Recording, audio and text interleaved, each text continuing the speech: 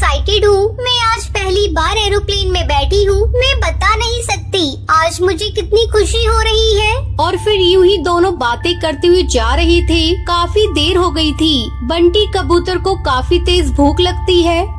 टुनटुनी, मुझे इतनी तेज भूख लग रही है और अभी तक ये एरोप्लेन वाले कुछ खाने के लिए भी नहीं लाए। तभी इतने में एरोप्लेन की एयर होस्टेस खाना लेकर वहां पहुंच जाती है और सबकी सीटों पर खाना देने लगती है। उनके खाना रखने के बाद जैसे ही बंटी अपने खाने के ऊपर से कपड़ा हटाता है तो वो लोग उस खाने में कुछ ऐसा देखते हैं कि बंटी और टुनटुनी अपने खाने को देखकर चीख पड़ते हैं।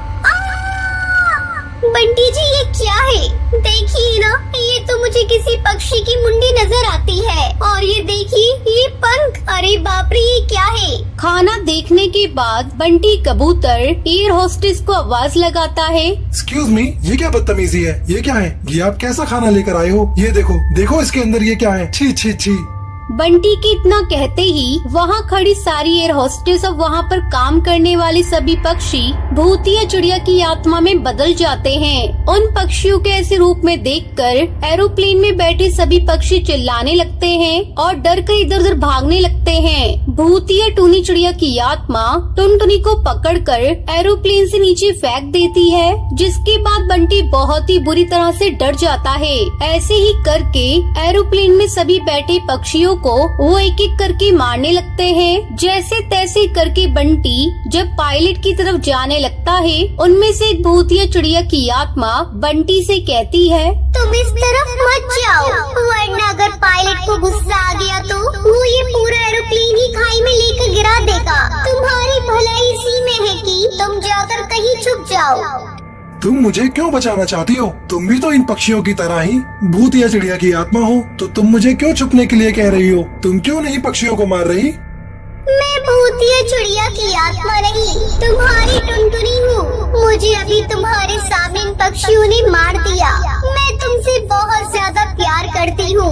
मुझे तो इन्होंने मार दिया, पर मैं तुम्हें मरने नहीं दूंगी। मैं जैसे तैसे करके इन पक्षियों का ध्यान भटकाती हूँ। तुम अपनी जान बचाओ बंटी। और फिर बंटी एक सीट के नीचे जाकर छुप जाता है। उधर वो भूतिया चिड़िया की आत्मा हर एक पक्षी को मार देती है। तभी टुन्नू चिड़ा बोलता है, मुझे अभी भी इस एरोप्लेन में से किसी जिंदा पक्षी की खुशबू आ रही है। नहीं, अब कोई भी पक्षी नहीं बचा। अब इस एरोप्लेन को लैंड करवाओ और अब हम ये सिलसिला कल शुरू करेंगे।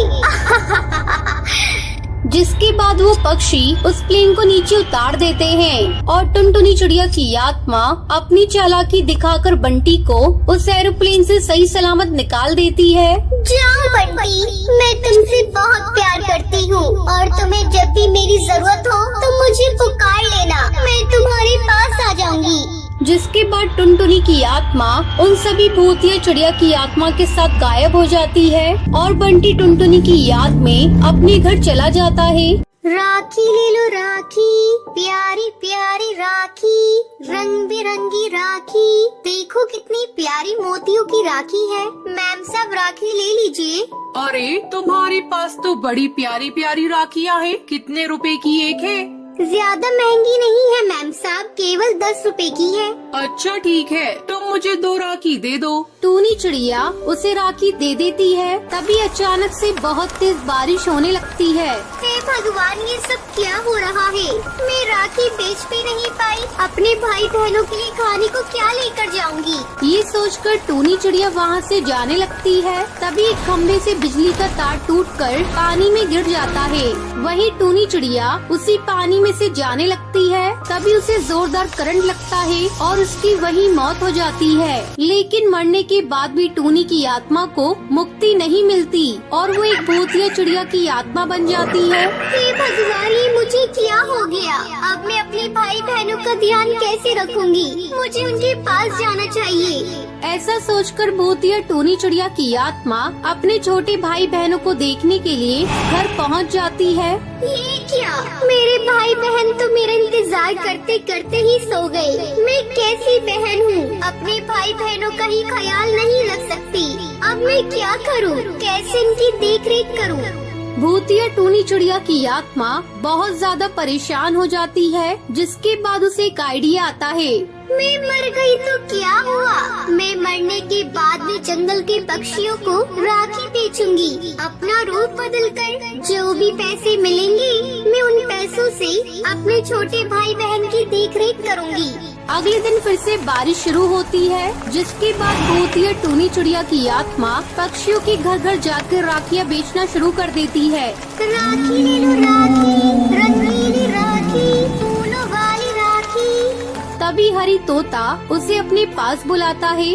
अरे ओ राखी वाली, जरा यहाँ पर भी तो आकर दिखा, कैसी कैसी राखियाँ हैं तेरे पास। भूतिया टूनी चिड़िया की आत्मा अपनी सारी राखियाँ हरी तोता को दिखा देती है। वो उसका बहुत समय बर्बाद करता है और उसे वहाँ से भगाने लगता है। ये सुनते ही भूतिया टूनी चिड़िया की आत्मा को गुस्सा आता है। तूने मेरा समय बर्बाद किया और तू अब मुझसे राखी नहीं खरीद रहा। अब तो तुझे राखियाँ खरीदनी पड़ेंगी। अगर तूने राखियाँ नहीं खरीदी तो मैं तुझे जान से मार दूंगी। वहीं दूसरी तरफ हरी तोता जंगल के सभी पक्षियों को इकट्ठा करके भूतिया टूनी चिड़िया की आत्मा के बारे में बताने लगता है।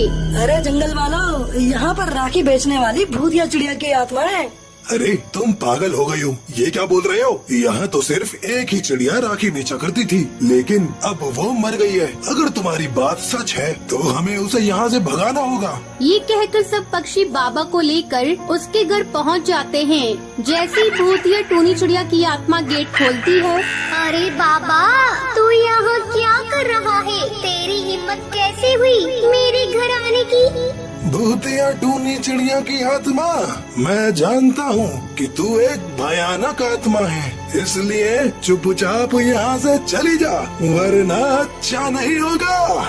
नहीं जाऊंगी, कहीं नहीं जाऊंगी। अपने भाई बहन को छोड़कर कहीं नहीं जाऊंगी। भूतिया टूनी चिड़िया की आत्मा को देखकर टुनटुनी और गोलू चिड़ा भी डर जाते हैं। देखा भूतिया टूनी चिड़िया की आत्मा, तेरे खुद के भाई बहन तेरे इस रूप से कितना डर रहे हैं। तू मर चुकी है, तेरा यहाँ रहना ठीक नहीं है। तुम सही कहते हो, मरने के बाद मेरा यहाँ रुकने का कोई ताल्लुक नहीं बनता। मुझे यहाँ से चले जाने चाहिए, लेकिन मेरे जाने के बाद मेरे भाई बहन का क्या होगा? इनका ख्याल कौन रखेगा? देखो भूतिया टूनी चिड़िया की आत्मा, जो तेरे साथ हुआ बहुत बुरा हुआ, लेकिन अपने भाई बहन की चिंता मत करो। हम जंगल के पक्षी मिलकर इन दोनों की अच्छे से परवरिश करेंगे। पक्षियों की ये बात सुनकर भूतिया टूनी चिड़िया की आत्मा हमेशा के लिए वहाँ से चली जाती है। चंदनवन जंगल में कालू कौआ मुन्ना बास के यहाँ काम करता था। तभी एक दिन उसे फोन आता है। हेलो, क्या मेरी बात कालू कौए से हो रही है? जी, आप कौन? कालू कौए, मैं भरोसेमंद कंपनी से बोल रही हूँ। आपने हमारी कंपनी में जॉब के लिए इंटरव्यू दिया था, आप सिलेक्ट हो गए हैं, लेकिन आपको सुंदरवन जंगल शिफ्ट होना पड़ेगा और आपकी सैलरी पूरे 1 लाख रुपए महीना होगी। ये सुनकर कालू कौआ बहुत खुश हो जाता है और जॉब के लिए हाँ करके अपना सामान पैक करके अगले दिन सुंदरवन जंगल के एक घर में किराए के कमरे में रहने लगता है। तभी उसकी माँ सरला कौवी का फोन आता है। और बेटा कहाँ है? अभी तुझे कमरा मिला या नहीं? माँ, मुझे कमरा मिल गया। जो इस घर का मकान मालिक सोनू कबूतर था, उसे बहुत जल्दी थी यहाँ से दूसरे जंगल जाने के लिए, इसलिए मुझे कमरा जल्दी मिल गया। बेटा, ये वही कमरा तो नहीं जिसके बारे में तूने बताया था?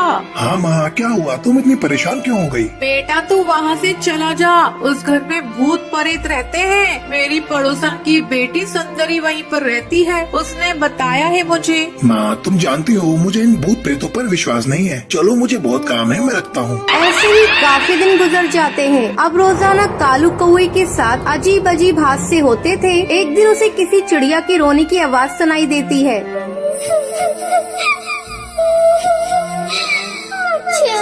मुझे कोई बचाओ।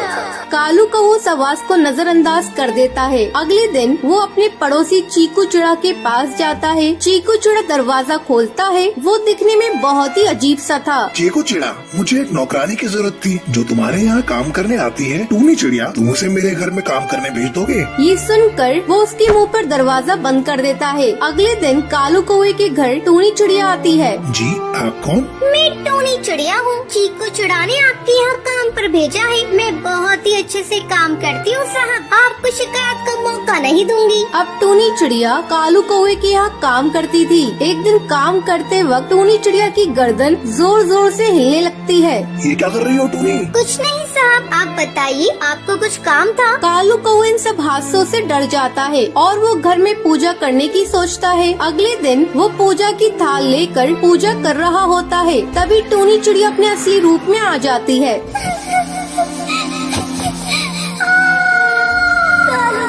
तू क्या कर रहा है? मैं कहती हूँ रुक जा, तुझे नजर नहीं आ रहा? मुझे तकलीफ हो रही है, मेरा पूरा बदन जल रहा है। मैं कहती हूँ रुक जा, वरना इसका अंजाम बहुत बुरा होगा। ये देखकर कालू कौवा डर के मारे घर से बाहर भागता है और अपने पड़ोसी चीकू चिड़ा के घर जाता है। चीकू चिड़ा, जल्दी बाहर आओ। तुम्हें पता है टूनी चिड़िया नौकरानी नहीं, वो एक चिड़िया की आत्मा है। मैं जानता हूँ, क्योंकि वो मेरी ही बीवी टूनी चिड़िया है। मैंने उसे तुझे मारने के लिए भेजा था। टूनी चिड़िया उड़ते हुए वहाँ पर आती है। उस घर में हमें मारा गया था, उस घर में जो आएगा वो बचेगा नहीं, हम उसे मार देंगे। अब तेरी बारी है कालू कौवा, तुझे कौन बचाएगा? कालू कौवा ये सब देखकर बहुत डर जाता है और जल्दी से उड़ता हुआ अपने घर से गुलाब जल उनके ऊपर डालता है। ये क्या कर दिया? हमारा शरीर जल रहा है, हम तुम्हारे करीब नहीं आ सकते। चीकू चिड़ा, बचाओ मुझे। ये कहकर वो दोनों वहाँ से गायब हो जाते हैं। कालू कौवा उस घर में जादूगरनी को बुलवाकर उस घर से सारी आत्माओं को बाहर करवा देता है और खुशी खुशी इस घर में रहने लगता है।